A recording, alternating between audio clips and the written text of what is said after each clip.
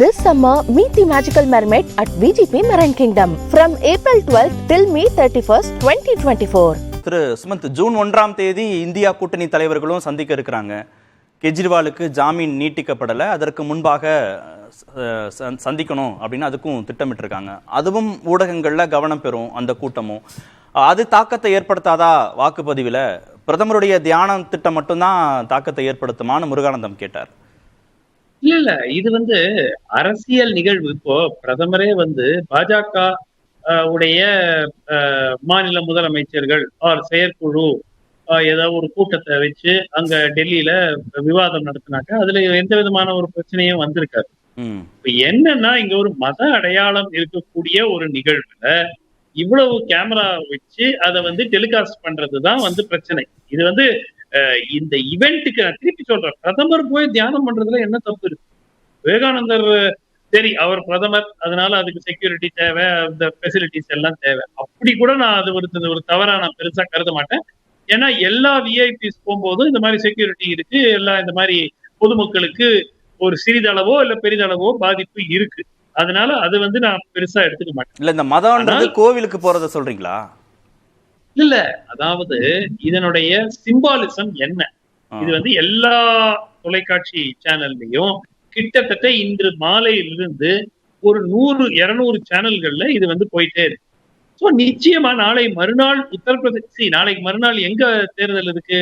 மாநிலங்கள்ல எங்க இருக்கு? உத்தரப்பிரதேசத்துல இருக்கு, ஹிமாச்சல் பிரதேஷ் இந்துத்துவா உடைய சென்டிமெண்ட் அதிகமாக இருக்கக்கூடிய ஸ்டேட்ல ஹிமாச்சல் பிரதேசம் ஒண்ணு அங்க இருக்கு.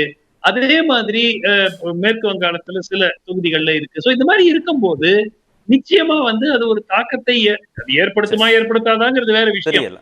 அது தேர்தல் ஆணையம் அதை அனுமதித்திருக்க வேண்டுமா வேண்டாமா, அதுதான் பாட்டம். ஓகே, திரும்ப வாசகி, எலெக்ஷன் பிரச்சாரத்திற்கு டெட்லைன் முடிஞ்ச பிறகு ஒரு மத அடிப்படையிலான ஒரு அஃபினிட்டியோட நடக்கக்கூடிய பிரச்சாரமாக தான் அதை பாக்குறாங்க. சார், இது மத அடிப்படைன்னு நீங்க எதை வச்சு சொல்றீங்கன்னு எனக்கு தெரியல. அவர் பகவதி அம்மன் கோவில்லயே உட்கார்ந்து தியானம் பண்ணி பூஜை பண்ணி அந்த மாதிரி பண்ணல. பொதுவான இடத்துல ஒரு பாறையில உட்கார்ந்து பிரைவசியான பிளேஸ்ல அவர் ஒரு மெடிடேஷன் தான் பண்றாரு. எதுவுமே பேசல பண்ணல. எந்த அதாவது அவர் மைக்ல பேசுறாரு, ஏதாவது கன்வே பண்றாரு. பகவதி அம்மன் கோவில் மத அடையாளத்தோட சம்பந்தப்பட்டது இல்லையான்னு சுமந்த் கேக்குறாரு. அதுதான் சார், அவர் கோவிலுக்குள்ள இருக்க போறது இல்ல, தியான மண்டபம் அதுக்கு பக்கத்துல இருக்கு. போனது இல்லைன்னு நான் நினைக்கிறேன் சார். கோவில் இருக்கிறது ஒரு பக்கம், விவேகானந்தர் பாறை இருக்கிறது ஒரு பக்கம். இல்ல, கோவிலுக்கு போனதே விதிமீறல்னு சொல்றாரு திரு. அப்படி பார்த்தா தேர்தல் நடந்ததுக்கு முன்னாடியே திரு ராகுல் காந்தி அவர்கள் சொல்லவே இல்ல கோவிலுக்கு போறது விதிமீறல் என்று நான் கூறவில்லை. இந்த விஷுவல்ஸ் வருது இல்லையா, அதெல்லாம் சொல்லல எலெக்ஷன் கமிஷன். மேடம் மத தொடர்பான வேண்டாம், நீங்க இந்த விஷுவல்ஸ பாருங்க. இதுக்கு மத அடையாளம் இருக்கா, தொடர்பு இருக்காங்கிறது உங்களுக்கே தெரியும். அவ்வளவுதான். நீங்க அந்த ஒரு கிளிப்பிங்ஸ் மட்டும் பாத்துக்கிட்டே சொல்லிட்டு இருக்காதீங்க சார். அது ஒரு கிளிப்பிங்கா 2 கிளிப்பிங்கா இல்ல மேடம். போயிட்டு போட்டோ வாங்குறத மட்டுமே நீங்க பாக்காதீங்க. அதுக்கப்புறம் பக்கத்துல நீங்க இன்னொரு போட் வழியா போனாதான் அந்த பாறையை நீங்க போய் அடைய முடியும். அங்க அந்த பிளேஸ் தனி, கோவில் தனி, ரெண்டுமே தனித்தனியா இருக்கு. அவர் சொன்ன இடம் வேற, இவங்க பண்றது வேற. அண்ட் இன்னொரு விஷயம், பிரசன்னா சார் சொன்னதுக்கு நான் பதில் சொல்லணும்னு நினைக்கிறேன். மோடிஜி ஒரு ஏழை தலைவனா இருக்கறனால கன்னியாகுமரிக்கு வராங்க. அவங்களோட தலைவர் மாதிரி பணக்கார தலைவரா இருந்தா லண்டன் போயிருக்கலாம். அவரு சொன்னாரு, எங்க பிள்ளைகளுக்கெல்லாம் பரீட்சை லீவு டைம்ல போயிட்டு இப்படி தொந்தரவு பண்றாருன்னு. இப்பவாது லீவு முடியற டைம். இவங்களோட தலைவர் ஸ்டாலின் சார் போகும்போது நல்லா பீக்கான லீவ் இருக்கிற டைம் கொடைக்கானல்ல அவர் விசிட் பண்ணாரு. நாங்களும் எல்லாருமே போயிருந்தோம். இ பாஸ் எல்லாம் கஷ்டப்பட்டு அப்ளை பண்ணி வாங்கி போனோம். ஆனா எந்த பிளேஸ்மே அலௌட் இல்ல. ஏன்னா சிஎம் இருக்காங்கன்னு சொல்லிட்டு செக்யூரிட்டி ரீசன்ஸ்க்காக யாரையுமே அலோ பண்ணல. சோ அதே மாதிரிதான், அதாவது இக்கட்டான நிலைமை நல்ல பீக்ல லீவ் இருந்துச்சு, அப்ப போனாங்க அவங்க ஃபேமிலியோட. சோ இது அங்கதான் பொருந்தும். பொதுமக்களுக்கு தடை விதிக்கலன்னு அவர் சொன்னாரு. அப்படி இல்லைங்க, தடை விதிச்சாங்க. அது நாங்க போனதுனால நாங்களே அதை எக்ஸ்பீரியன்ஸ் பண்ணோம். மத அடிப்படையிலான நம்ம சம்பந்தப்படுத்திக்கிறதுனால தான் இது தேர்தல் விதிமீறல்னு தெரியும். இல்ல, இப்போ அடிப்படையில என்னன்னா, அவர் தவறா புரிஞ்சுக்கிட்டாரு. நான் யாருமே இவர் தியானம் செய்யறதையோ இவர் கோயிலுக்கு போறதையோ யாருமே தவறு சொல்லல. அதை காட்சிப்படுத்துறது இருக்குல்ல.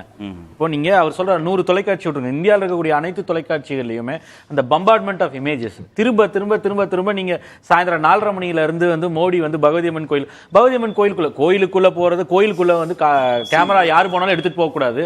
பிரதமர் போகும்பொழுது வந்து அத்தனை கேமரா ஓடுது. இப்ப நீங்க காட்டுற விஷுவல்ல விவேகானந்தர் பாறையில மோடி அவர்களுக்கு பின்னாடியே வந்து 6 கேமராமேன் ஓடிட்டு இருக்காங்க இல்லையா? இந்த காட்சிப்படுத்துதல எதுக்கு பயன்படுத்துறீங்கன்றதுதான், அந்த நோக்கத்தை தான் வந்து கேள்வி எழுப்புறாங்க. நீங்க யாரு போறது தவறு சொல்லல, இல்ல மெடிடேஷன் பண்றது யாரு தவறு சொல்லல. இதுக்கு ஒரு நோக்கத்தோட நீங்க ஒரு தேர்தல் நோக்கத்தோட நீங்க அதை பயன்படுத்துறதா சொல்றாங்க.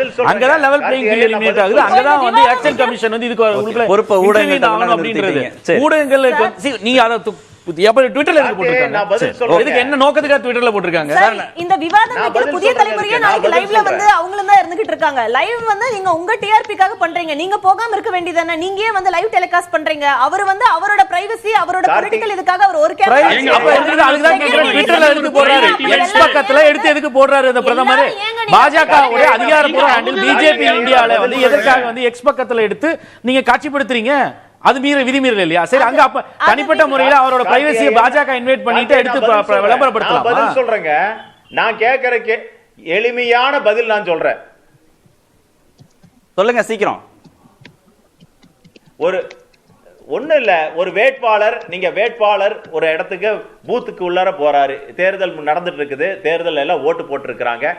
அப்ப காவி உடை அணிந்து கொண்டு அல்லது காவி துண்டை அணிந்து கொண்டு அது போனா விதி மீறலா இல்லையா? இதுக்கு மட்டும் நீங்க பதில் சொல்லுங்க.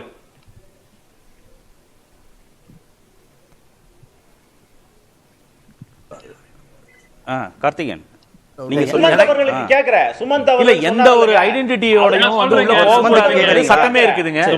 எந்த ஐடென்டிட்டியோட போக கூடாதுன்றது வந்து நீங்க வந்து மத அடையாளத்தோட போக கூடாதுன்றது சட்டமா இருக்கு. நீங்க வந்து அதே போல நீங்க கட்சி துண்டியை போட்டு போக கூடாது. சார் தேர்தல் காட்சிப்படுத்துறது தான் சொல்லியாச்சு சார். அப்புறம் அதுல விவாதம் தேவையில்லை. நன்றி. This summer, meet the magical mermaid at VGP Marine Kingdom from April 12th till May 31st, 2024.